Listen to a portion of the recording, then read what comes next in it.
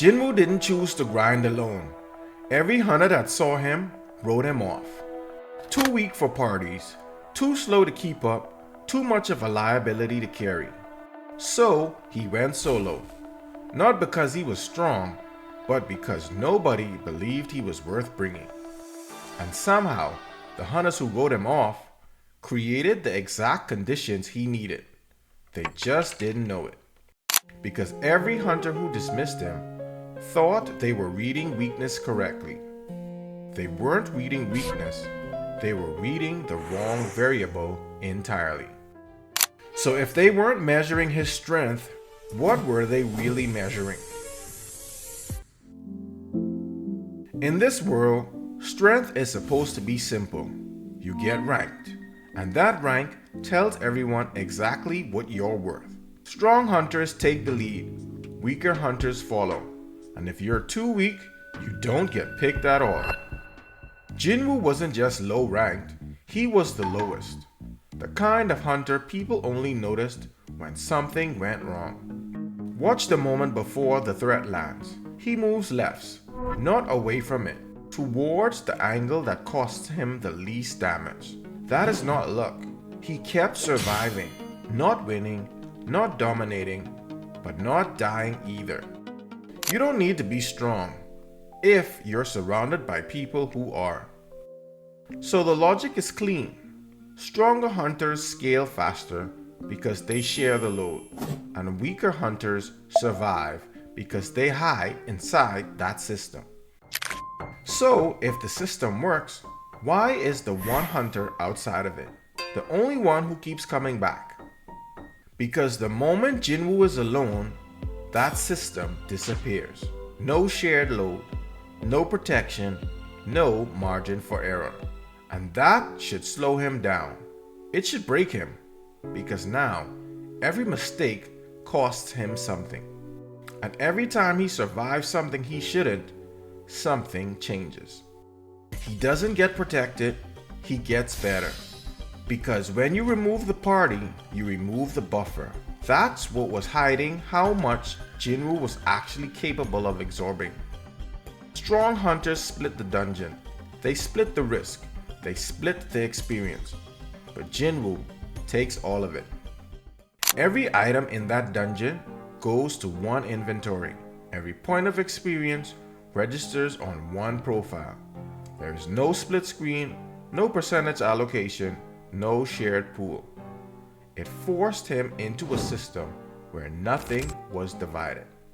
But that creates a problem, because now every fight is all or nothing. So if going solo makes him grow faster, why doesn't it kill him? Because nothing about this gets easier. The fights don't slow down. The risks don't decrease. If anything, they get worse. But something starts changing. Not his strength, his decisions. Because when you don't have a team, you don't have time to hesitate. Every decision gets compressed. Faster, cleaner, final. And every mistake hits immediately. No one covers for you. No one corrects it. So the correction has to come from you. And it has to come fast, or it doesn't come at all. And over time, that changes what you pay attention to, what you notice, what you ignore. And honestly, watching this happen to him is one of the reasons I can't put this series down.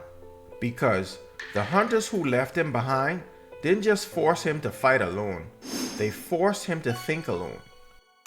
So if something inside him changed, something that lets him survive what should kill him, what is it?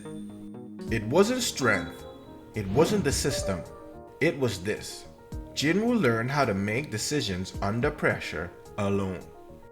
And in a party, you don't build that, because decisions are distributed, responsibility is shared, and pressure is diluted. But Jinwoo didn't have that option.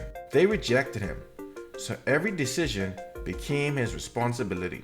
Count the decisions in the last 30 seconds of that fight. Positioning, timing of attack, target selection, route of retreat. All of them his. None of them prompted. That builds something most hunters never develop. And that's what keeps him alive. Not because he's the strongest, but because when everything breaks, he doesn't. So the same rejection that forced him to go alone is the reason he survived long enough to become unstoppable. Because being wanted by a team feels good, but the people nobody wanted are the only ones who ever had to build this. Jinwoo didn't become the strongest despite being rejected. He became the strongest because of it. So the question isn't whether Jinwoo was rejected. The question is, what did rejection build in you? When things get hard, do you make decisions or do you wait for someone else to? Because that gap is the difference. If you want to see how you can actually operate under pressure, I built something for that. It's a free anime archetype assessment that breaks down how you make decisions and where you hesitate. And if you want to go deeper, the Starheart Guild goes further than this vid ever did. The link is in the description. Until next time, crew, under the glow of stars, we forge our future together. Captain Geo Bravo signing off. Peace.